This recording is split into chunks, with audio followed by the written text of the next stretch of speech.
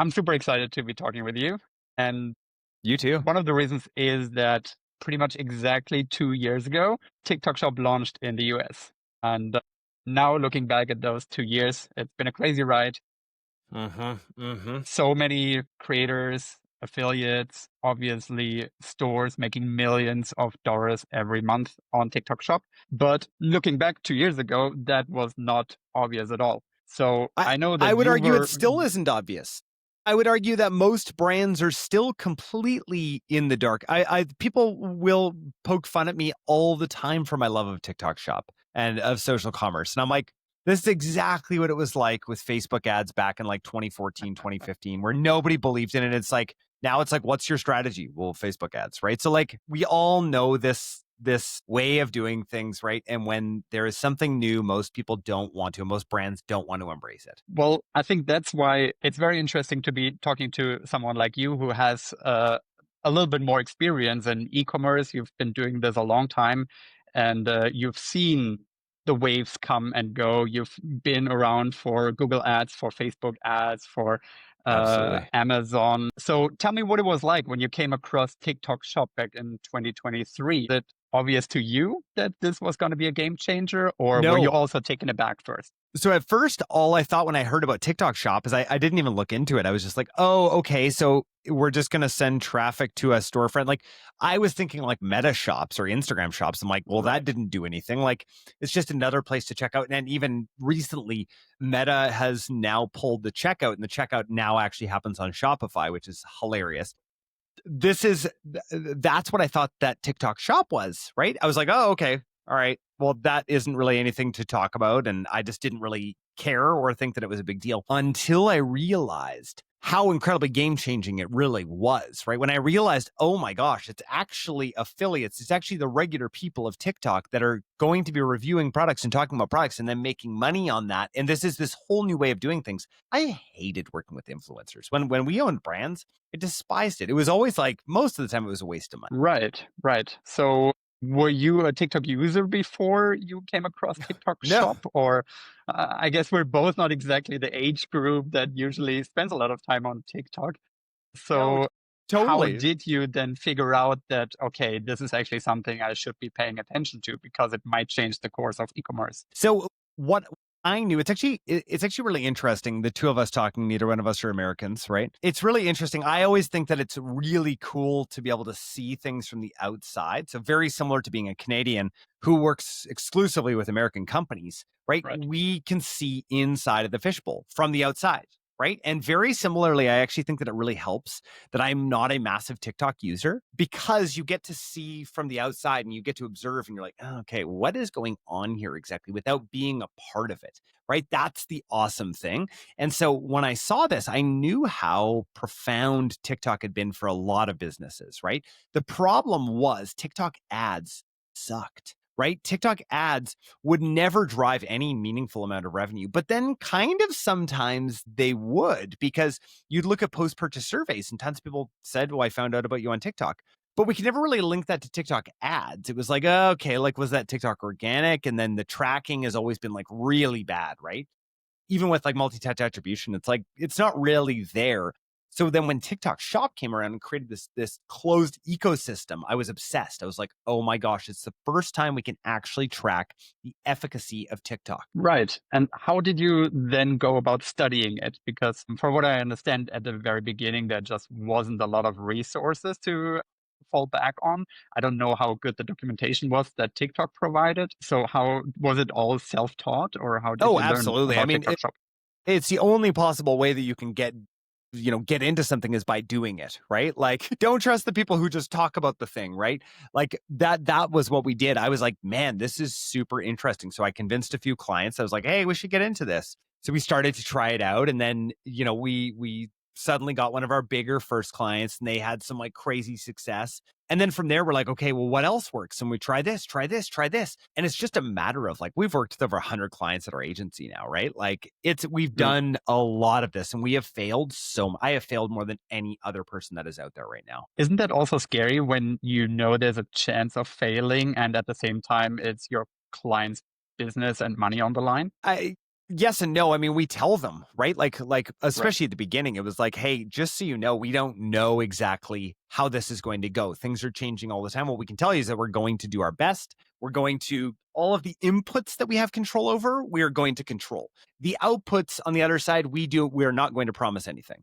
And so I think that that's the thesis that I've always gone off of, and that's worked really, really well. It's interesting that you were able to have clients be such early adopters to TikTok Shop, because I would imagine that they're very cautious about putting their money into something like TikTok that I guess a lot of people in our age group kind of frowned upon. Was there a lot of convincing that you had to do, or were they as into it as you were from the get-go? I think I had enough brands that really wanted to test it and saw other brands being really successful that still we've never ran an ad in our life, right? Like at the agency, like we have 100, I was just quickly looking, it was like 5 calls booked today from brands, right? Like we have a lot of interest coming in. So that's never been an issue, right? And I do not like to try to convince people. That is the worst possible thing, is to try to convince people that a channel is going to work. We used to have to do that with Facebook ads, and it was like, are you serious? I had to do that with somebody recently and try and convince them that Facebook ads worked. Like just turn them off and then tell me whether they work or not. Wait 2 weeks, turn them off and tell me whether they work or not. And it's like I don't know, it's kind of a funny thing thinking about driving incrementality and like how advertising works and just all of this stuff, right? It's difficult, and I am not the type that is going to try to convince someone. I'm just like, no, if you don't believe it, that's fine. Right. You just come to me when you do. Makes a ton of sense. So were you picky with the kind of clients that you took on to try TikTok, because you learned early on that certain businesses do better on TikTok Shop than others? Or was it available to anyone who was willing to try it out When from we your end? first when we first started, what we were saying to brands is like, oh yeah, anyone can be successful. I think the brands that are the most successful are the ones that know what a massive investment it is, right? And that it takes time, right? There is no brand that is going to break even in the first 3 months. Okay. Everyone needs to understand that no one's going to break even in the first 3 months. And if you have those expectations, you are going to be sorely, sorely disappointed.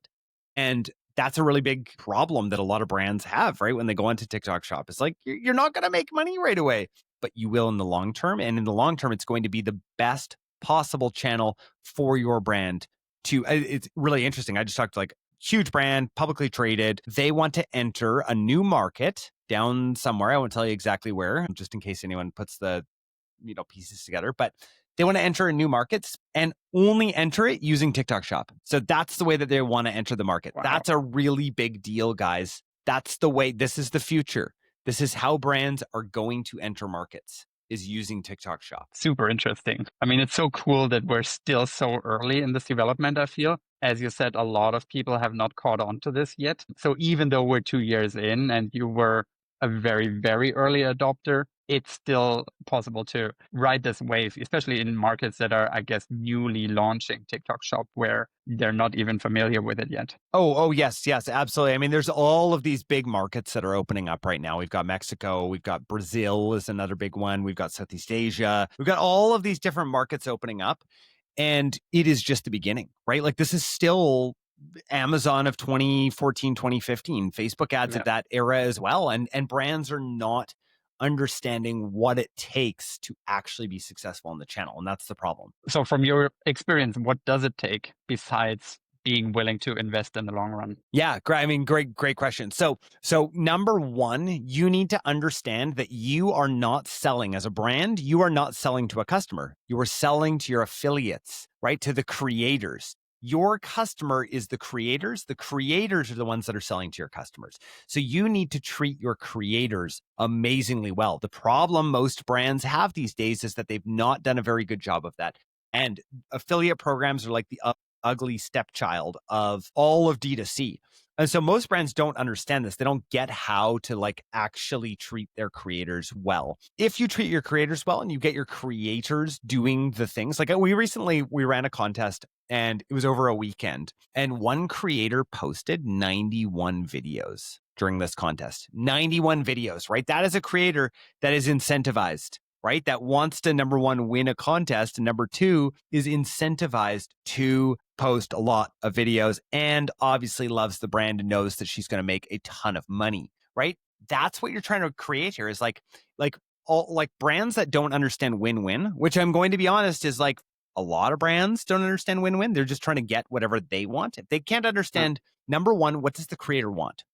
What is their win? If you can understand someone's win and you understand win-win, you will be successful on the channel because you can be like, okay, that's what they want. Let's do that. Brands that tighten up, like there's a lot of brands that will like give like big commissions at the beginning and then like pull them back to like 1 or 2%. Those brands are screwed, right? They don't understand what these relationships are like. TikTok Shop, the creators, it's like high school. All of them talk to each other. Right. How do brands best go about finding the creators that work best for their unique brand? How do they get in contact with them? Should they go through an agency like yours, or should they reach out directly? What's the industry standard there? Totally. At the beginning, it really depends what your budget is, right? Like for like a brand to come and work with us at our agency, we're pretty expensive, right? We're like our services start at $8,900 a month. So you need to have that for a retainer for an agency like ours, right? So would I recommend that a smaller brand comes? Absolutely not, right? Like the brands that we talk to on the daily basis are household name brands, right? For the most part. And then there's other brands that reach out too. But my recommendation is use a tool like Yuka or Reacher. I love the guys at Reacher. It's a tool that helps you. I think Cold Start's like a couple $100 a month. It allows you to identify the creators that are out there that you want to work with and allows you to send messages out to those creators. That is the very first thing that I would recommend that you do is look for those creators using one of those tools, start to identify them. Now, I love the Blitz methodology. I've been talking about the Blitz methodology for a while now, but the idea with the Blitz methodology, I'll just do kind of the 30-second overview, is that before you reach out to anyone, right, you first set a Blitz date. Hey guys, everyone, we're going to all be posting on this certain date. Now, a Blitz is you hold onto your content until a certain date. So you and I are recording this September 4th. So let's just say September 30th, we're going to set our Blitz date. And we're going to say, make your content, but hold off on all of it until September 30th. And actually, we want you to join our Discord or our WhatsApp group because that's where we're going to let you know because the Blitz date might change. So you need to join that group to be a part of it. Now you're going to send a sample out to them. I recommend giving them a very high commission to try to incentivize them to be a part of it. So give them a really high organic commission. Now, most brands out there are willing to spend, they're okay at scale at a 2 return on ad spend. That's a 50% commission. No brands are giving 50% commission. So just remember that. Like it's kind of crazy that no one is like realizing like, oh, I could give that much commission organically. Now you can set 2 different commission rates. You can set an organic commission rate and an ads commission rate. So remember that, right? When you're thinking about this, those two you can have totally separate. So you could have a 50% organic commission rate, and then you could have a 10% commission rate on ad-driven GMV, right? So there's a big difference in those two. So that's the big recommendation is get people on board with this big idea of being able to get the product out there. That is how you're going to be successful. And brands who do this for 30 days and say it doesn't work, shame on you. Do not get into this. Don't go into TikTok Shop. Don't do this. I've seen some brands out there recently do that, some big brands. I'm like, you guys have no clue how long it takes to gain that momentum and that traction, even with a Blitz. And why is it that it does take longer than a month? Is it just you need to build that momentum, or what makes you say that it should take at least 3 months until you see a return on investment? Yeah, I wish it didn't. I wish it was like Facebook ads where you just turn them on and it works, but that's not how it works, right? The way that it works is building up a creator army that is constantly posting for you, right? Right. Your right now on TikTok Shop, your conversion rate is going to be about a third of what your D2C commission, your D2C conversion rate is. So remember, you're down about a third. So you have to send a lot more traffic over there, but also you're going to get this massive halo from TikTok Shop over to Amazon. And that's something that you really want to look out for as you're going through this is like, oh, okay, we need to remember that this is pushing a ton of revenue over to Amazon, just like Facebook ads do too, right? But most brand owners, especially younger brand owners, not younger like as an age, but like brand owners who haven't been around for a while, don't really realize that. Right. Okay. In terms of creators, when we zoom out a little bit and just look at creators and how they actually make money off of TikTok Shop, I'm sure there's plenty of amazing ones, and then there's a ton that try to make money easily and they fail horribly. What differentiates the two? Is it basically having a talent for sales, or is it being great at making videos? What is it? No, it's knowing how to sell something, right? I think that's Right. the biggest thing is like there's a reason why all of the top creators are millennials, right? They have understood how to sell. I think that takes a while to realize. Like there's very few like young people that are good at selling, right? It's just one of those skills that you learn over the years that you're like, okay, this is how I do it.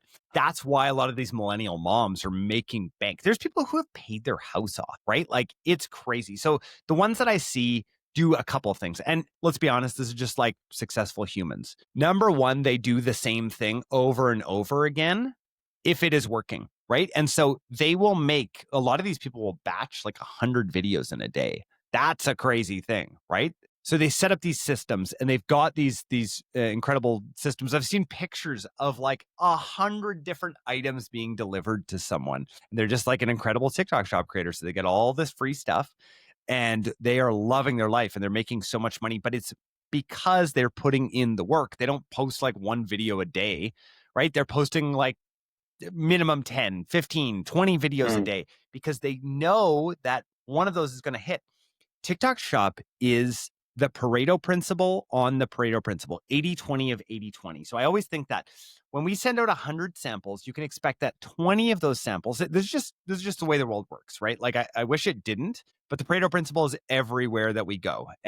But this one is the Pareto of the Pareto. So 20 of those videos are going to be okay, right? They're going to be like 80 of them are going to be garbage, just so you guys know, right? 80 of those creators, you probably don't want doing more stuff for you. That's okay. You just need to get used to it. 20 of those are going to have some sort of virality, right? We're like, okay, good. So 20 of these videos are good. Now we try and get our creators per sample. Our goal at Social Commerce Club, my agency, is to get 5 videos per sample. That's always our goal, right? Because we know the more videos that they do, the more likelihood that they have to go viral and to get in front of the right people and to sell. That is the big thing. Remember, guys, on TikTok, your following has like virtually nothing to do with how viral your video goes. It is all content based, not follower based at all. So like we have creators that are doing like hundreds of thousands of dollars for products who have like 10,000 followers. So just remember that. That's a really, really important thing to remember. Where were we again? We were talking about the top of the top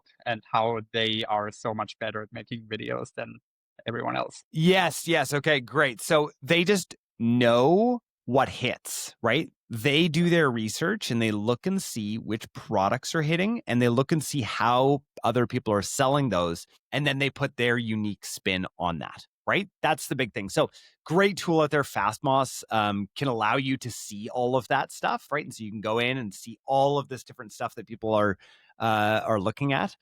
And you can see what all of these different creators are doing. So that's my big recommendation there. So those millennial moms that are crushing it out there on TikTok Shop as affiliates, are they really as meticulous with how they make these videos? Or is it really user-generated content, kind of easygoing between changing diapers of their toddler and making a lunch for their husband, quickly making a video? Is it as casual as the video sometimes suggest, or are they super diligent, super meticulous? You said they're putting out 100 videos per day, but do they actually Well, I look don't know at the about data 100 per as day, but they'll meticulously? film 100. Right. Okay. So it's kind of both, right? Like, yes, the millennial mom is just the ultimate creator right now. So those are the ones that are doing that. I would say it's a little bit of a mix of both, but the kind of content that works on TikTok and TikTok Shop specifically is more of that homespun content. That's the kind of content that people want to see. They don't want highly produced content. It's just not working. So why would people make that content? It's great that it doesn't work. To me, that's so interesting to see how different social media platforms favor different kinds of content. Obviously, on YouTube, everyone knows Mr. Beast is beyond everyone else in terms of subscribers and views, and it's costing him so much money to make these videos, right? He's spending millions on each video Millions of because dollars. the Yeah, production costs are just so high with the level of quality he wants to reach. Whereas totally. on TikTok, you can get the same amount of views as a Mr. Beast and put in a 10,000th of the amount that he spends. So it's so cool to have both worlds and be able to also as a content consumer switch back and forth between your favorites on each platform. Totally, totally. Yeah, and there's such different platforms. If a brand grew up on Instagram, they're going to have a very hard time on TikTok Shop, right? They're just going to have a hard time on TikTok in general because they understand Instagram and the Instagram person. It's a very, very different person than the TikTok audience and the kind of content that matters there. When a brand approaches you and they maybe are not as familiar with TikTok and what works and what doesn't, do you have to do a lot of re-education for them to have them understand that this is a completely different beast compared to Instagram or YouTube? Totally. I mean, we have to tell them like the content that you're going to get is not the kind of content you think converts, and yet it is the kind of content that actually converts. And you're going to want to actually use this content across all of your platforms. People just don't get that. Right. So what kind of success stories have you seen in the last 2 years from your clients? Can you speak a little bit to some of the clients and what they have accomplished with TikTok Shop over the course of those 2 years? So, I mean, massive things, right? So we'll talk about one. We have one shoe brand that just hit $3 million last month. Huge GMV. I mean, guys, these are like real numbers that they're hitting. Like this is becoming one of their big channels, right? $3 million in 1 month. It's massive. But not only that, it's like 10,000 videos posted per month. It's, the first half of the year, 1.4 billion views. Think about the media value of all of these things, right? So like huge examples. When they came to us, nothing on the platform. In fact, no search volume for them on the platform. We ran it's not easy to find search volume on TikTok. And so we were able to run an internal report. And in December, after, scaling them for a while, their search volume was almost 1 million searches in the 2 weeks that we had done that for. Like, it's just crazy numbers. And before that, there was 0 searches for them on the platform. This is a big brand. No one was searching for them, and now they are. That's a really, really big, huge sign that something good is happening. I call it the halo effect, right? It's this halo, and I'm building software right now called Halo because I really believe in it that much right now. Some other success stories. I mean, we've seen omni-channel is a really big thing here. So like at Social Commerce Club, we grew up in D2C, right? Our agency, I've got, pretty big agency now, and our agency are absolute killers on D2C, but what's even better is when we combine those things. So I think about one brand that we've worked with for a while who we're working with across platforms, and they're winning creative. So when they first came to us, we were able to double their return on ad spend, half their CPA using TikTok Shop creative. That is the cool thing, right? That's the really, really unique, amazing thing about TikTok Shop that people don't really realize is like that content travels so incredibly well. Yeah, totally. It feels like TikTok Shop is such a fast moving machine and it's constantly changing and evolving and the whole ecosystem around it is growing and expanding. How do you, on top of everything you're doing with your work, stay up to date with the latest trends, the latest news? What resources do you consume? Do you talk to other people working in the same space? How do you make sure that you're always up to speed with what is working right now with TikTok Shop? Totally. So, I mean, the biggest resource is TikTok, to be totally honest. Like, they're incredible. We're really tight with the team over at TikTok. So they'll tell us everything that's going on. And so that's the really big thing that we're constantly looking at. There's some information out there on Twitter and LinkedIn, but for the most part, we work with so many clients that we are the ones that are pushing out the information. So if you want to know stuff about TikTok Shop,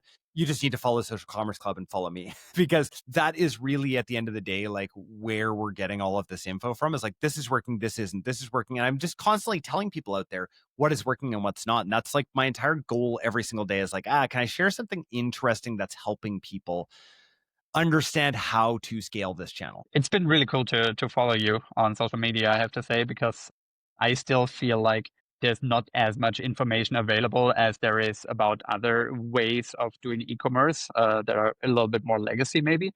For sure. And maybe that's due to TikTok Shop still being relatively new and relatively little adoption still has happened. But it's been really cool to have someone like you really being at the forefront of this and pushing it, whether it's through social media posts or your newsletter, the work that you're doing with your agency. So that's been really a good resource for me, I have to say personally. Well, thank you. Thanks. That's what I I literally wake up in the morning every day and I'm like, what can I share that's going to add some value to people today? And without anything in return, right? It's just like a matter of like, I just want to share this stuff because I think it's really interesting and brands need to understand what the new world looks like. Exactly. So, speaking about how the world looks like right now, let's talk a little bit more about how the world maybe looks like in 5 years. Do you have any kind of vision of where this will go and lead to? What do you think social commerce as a whole looks like in 5 years? Well, something really interesting. Neil Patel had a talk recently about the future of AI search. And interesting that his talk actually was like, hey, I'm not nearly as concerned about AI search as I am about social search, right? I mean, TikTok 2 years ago took over Google, right? For the most search platform for products. So just remember that, like, there is that much search going on Instagram, on TikTok. All of these places is the place where most people are starting their searches. In fact, we had to buy a couch. I moved into a new house and we wanted to buy this like really big. I had this idea of this big comfy couch. I started my search on TikTok. It was the very first place that I went because I was like, I just want to see what people are putting out there. And then I watched some videos here and there and I totally decided on the perfect couch. So glad that I bought it. But I wouldn't have made that decision now. Like now I think, how archaic. I'm going to go to Google and see some product images. Like that's not what I want. I want to see videos. I want to see real life videos of these products. That's where I think that people are going to win. And if you can buy a couch on TikTok Shop, there's really no limit to what kind of a product you can sell through TikTok Shop, I guess. No, totally, exactly. And so people don't understand that. And couches are doing well on TikTok, by the way, on TikTok Shop, which is crazy. So here's what people don't Great understand. commissions as well, I guess. Yeah. Oh yeah, huge commissions. So here's what people don't understand is that the halo effect of TikTok Shop goes everywhere. So you're going to start to see it in your Google Search Console. You're going to see branded search go way up. You're going to see branded search go way up on TikTok and on Instagram, right? Those are very hard things. That's stuff I'm trying to measure on Halo because I think it's a really interesting thing to be like, oh, do we continue to put more money over here? Because this is causing this halo of branded search here and branded search here because those are really important. It's really important to see branded search happen on Amazon. Then we know we're going to continue to double down on that, right? But most people are looking at it in the wrong sort of way. They're looking at it purely from a sales perspective, which is like, yeah, I get that, but it's not quite there yet, right? Like, yes, one of our brands did $3 million last month. That's huge. But, right, there's bigger channels for that. Like Meta is still like a behemoth comparatively, right? And so as social commerce continues to become the way that people buy in North America, brands need to look at it and realize all of the huge effects that this has on their brand. Yeah, and I could imagine that really flies under the radar for most brands as of now, especially if you're a large brand and there are upticks that might be caused by TikTok, but you don't even notice it if you don't specifically look for it. So you might be selling a little bit more on Amazon that month. And you don't even realize it has to do with a viral video on TikTok, right? Yeah, exactly. Exactly. Yes. Yeah, that's going to be very interesting when the majority of businesses wake up to that. Totally. And right now, it's still so few of them, right? Like we're still doing so much education right now. I feel like my entire job is just educating people on what the platform is, how to use it, and why brands have to be on it and invest in the channel and lose some money at first, right? I think most people are not saying that. And it's something I want everyone to understand. Like you're going to go on there and you're going to lose a bit of money at first, but you have to be on the channel. Right. How do you think about live shopping? Do you think it's going to become anywhere close to how big it is in China? Or do you think that it's going to more be an afterthought because we're just a different kind of culture, a different kind of consumer here in the West? I don't think that it's going to be like I'm probably different than my peers, but I just don't think that live shopping, it's not something I'm putting my money into. I'm not investing heavily in live shopping because I just don't think that it's nearly as big as short form. I think that if brands are going to invest in long form, they should be investing in building like long form YouTube content. Mm. not live shopping content. That's just, I know it's probably a bit of an interesting take for people out there, but like that's the way I look at it. But again, I've been wrong so many times, so who knows? Do you use live shopping with your clients, or do you tell them to basically avoid it? No, so we just partner with big live shopping agencies. So if the brands that we work with want to be big on live shopping, the problem is like is the juice worth the squeeze right now? There's a lot of money and a lot of effort that you put into that, and it's very hard to run ads on that after. So it's kind of like while it's going, that's great, and you can run ads while it's going, but that Mhm. content isn't necessarily. And again, I could be wrong. I don't like it personally. I don't like it as a consumer. Mm. I don't think that it adds as much value out there. Will people do it? Like, will the QVC thing happen? Maybe. I'm a bigger fan of social commerce on the side of regular people being able to talk about products and make money. I think that's a really interesting thing. It's a huge democratization of influencer marketing, when before you had to build up this big audience, you had to really influence. Now it's like, oh, you can just Mm. make some cool, like, you like this product, talk about it. Oh, you just happen to get paid for it. Cool. That's cool. That's really cool. It certainly is. I have no doubt that UGC content will continue to grow and continue to become the backbone of social commerce. I am curious to see how it plays out with live shopping, just because in China it is so massive. I think it's more than 30% of all e-commerce done Isn't that through wild? live shopping, which is insane for a country the size of China and that many consumers. I mean, it's billions and billions and billions being made there. Yeah.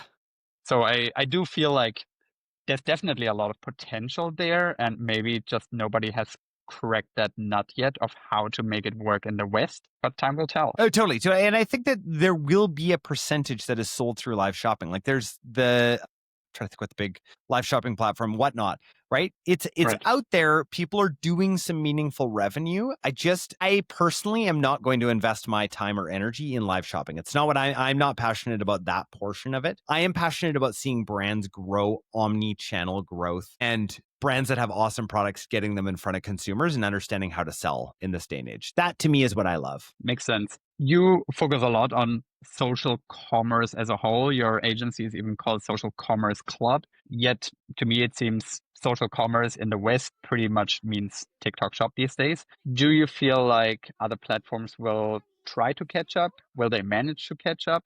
Will they find their own way that is unique and different from TikTok Shop? How do you think about the Metas, the Instagrams, the YouTubes of this world in the day and age of social commerce? I think YouTube will get it first. The problem is they have not yet gotten it, and they don't understand it quite yet. So I think that there will be platforms that get it.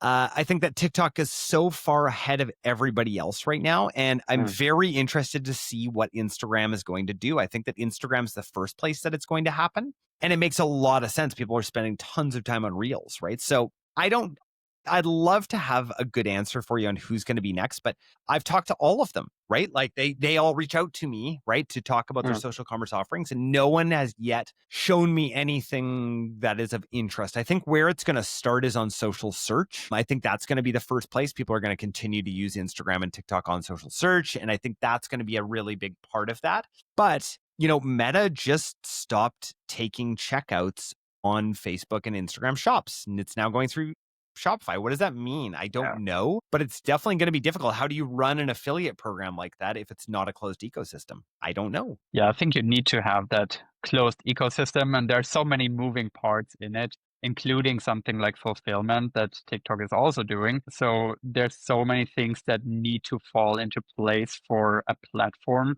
to be successful as a social commerce platform. And I also don't really see Meta putting the money into that right now, also with the AI race as it's right now. I think they have other priorities.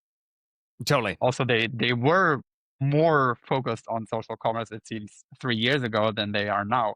They're sunsetting products and features that would be essential to have such a closed ecosystem. Totally.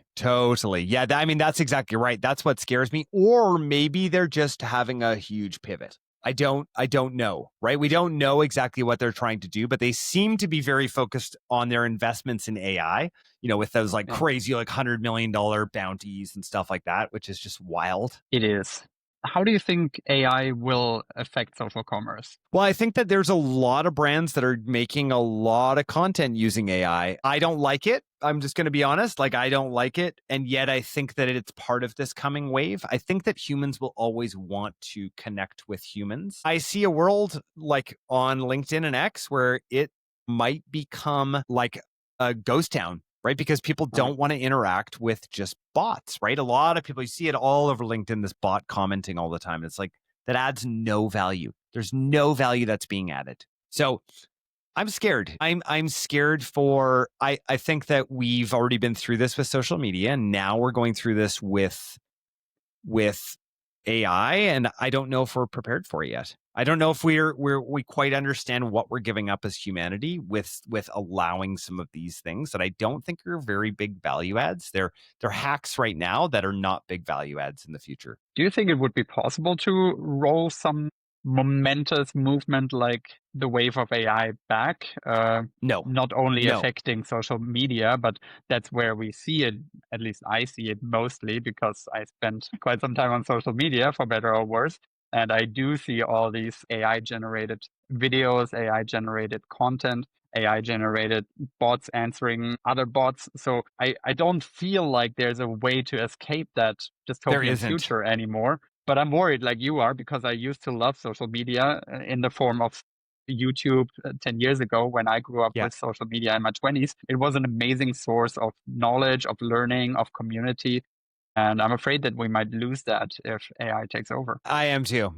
I'm very very worried about it, and I think that I don't know what to do yet. I don't know what that looks like, but I can tell you that people are going to be spending less time on social media.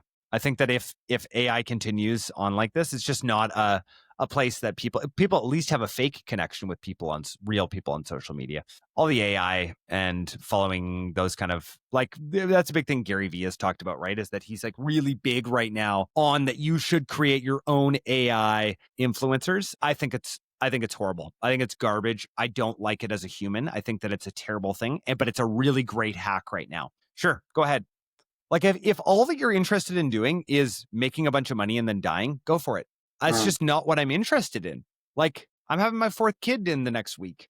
Like, I'm interested in like having real deep human connection and like living out this human experience, not making everything easier, right? Like, I think that's one of the big problems that we have right now as a society is everybody just wants everything easier. And it's like, I actually want things harder. I just finished a 72-hour fast. Like, I want to do hard things every single day because that is actually where I get the most enjoyment, is doing hard things, right? When you push yourself and you push your body, you push all these things, that is where enjoyment comes from and satisfaction in life. I couldn't agree more. And I feel similarly. I think social media for many people is an escape, though, or at least a break from pushing themselves in other areas. So I'm Uh-huh. not sure how much they want to do quote unquote hard things by consuming hard content and how much they're willing to give into AI produced content that is maybe even more viral and even easier to digest than what we're currently used to. North America is going to turn into Wall-E. If you've ever seen that movie before, like it is going to be Wall-E. It already is Wall-E. I mean, like just look around. It's like no one's happy, right? Like no one's happy with all this, like what we're doing. Like we should probably look at that and think to ourselves, like, what do we need to do as a society? Like, what do we need to like actually care about? And I don't know. I don't know how to get people other than my family to live in a different way. If even people in Canada are not happy anymore, then we really have Oh to worry, no, I think. totally. And I mean, I live in Scandinavia. I live in Stockholm, considered one of the happiest places in the world. And I can tell you, people are not that much happier here either. Yeah, yeah. But do you think about these questions, like more philosophical questions, when you do your day-to-day work? Because, I mean, you work very directly with social media, you work very directly with consumerism and selling online. Do you feel like sometimes you need to get away from it and you feel like, oh my God, this is really speeding up and intensifying in a way that I almost can't control anymore with how instant nowadays people can shop and find things and purchase? Or do you feel like that doesn't really tie into how you live your everyday life? I heard a really interesting interview recently with the former CTO at Google, Mo Gadot, and he's been really, really vocal about AI and Mhm. about what AI is going to do and AI safety. And he's now saying, like, there's no more, I'm not going to talk about the safety anymore because we're past that point. Now I'm going to talk about what the next 10 to 15 years is going to look like. And he thinks the next 10 years are going to be the worst 10 years we've had that we can think of, in a Great. rich and poor sort of way, right? Like people like us, Mm. oh my gosh, I mean, like we'll just figure out how to leverage it. And I already have in huge ways, right?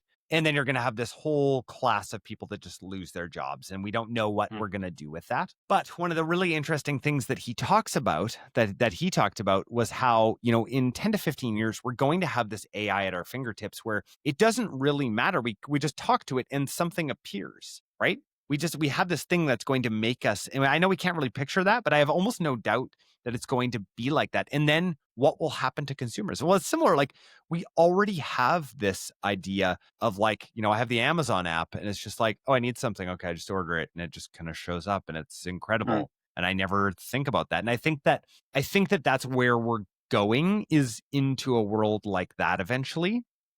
And in the meantime, I only want to work with brands that I think their products add value to people's lives, right? I don't want to work with, I mean, we turn most supplement brands down because I'm like, Mm. I just don't believe in your product, right? I think that it's witchcraft or whatever, which is Right. oil. I don't know, whatever the people say, right? Like, I'm like, this is like, I just don't believe in it. And so we just don't work with those companies, but companies that add value to people's life, right? Those are the ones that I want to work with, right? We're working with some really huge brands. You know, I just think about anyway, my floor is being cleaned by one of them recently. And I'm like, I love this product. I'm so glad that we get to work with the biggest one in the space. That makes me happy, right? Like those are the kind of brands that I love to work with because those products actually add some value to people's lives. And they're the kinds of things that they use every single day. And that makes me happy. Do you feel like those products will percentage-wise increase as the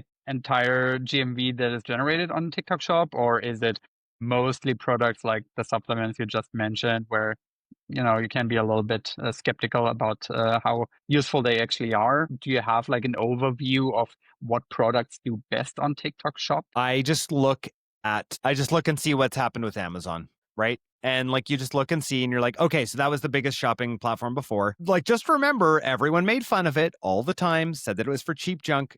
There's still big brands that are like, well, I don't know if I should be on Amazon. It's like, really? Everyone shops on Amazon. So there was that. There still is cheap junk on Amazon, right? But there's some really good brands on Amazon too. And it's the same thing on TikTok Shop. You start low, lowest common denominator, and then you go up from there.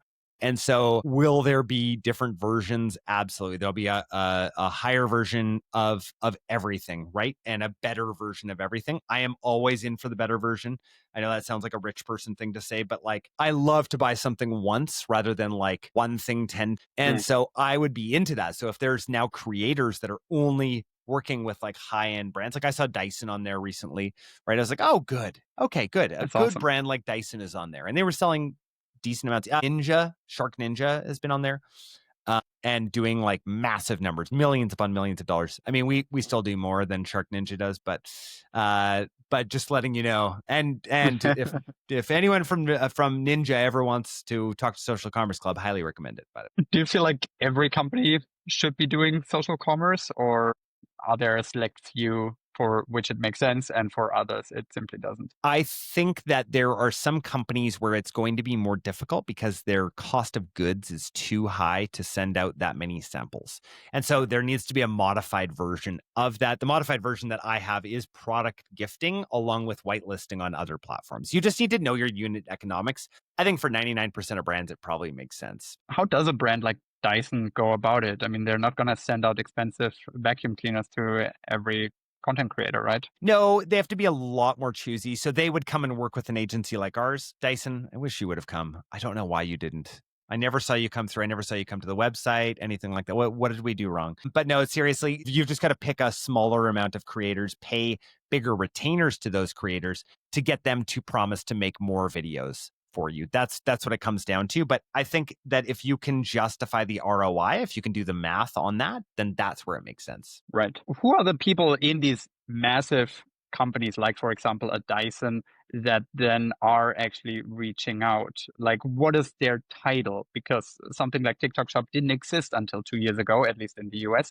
So who now in these giant companies feels responsible to reach out and learn and implement social commerce? I'll tell you who shouldn't reach out, who it should not be with, and that's head of marketplaces. A lot of people put this in their marketplace category, and that's the wrong place to put it.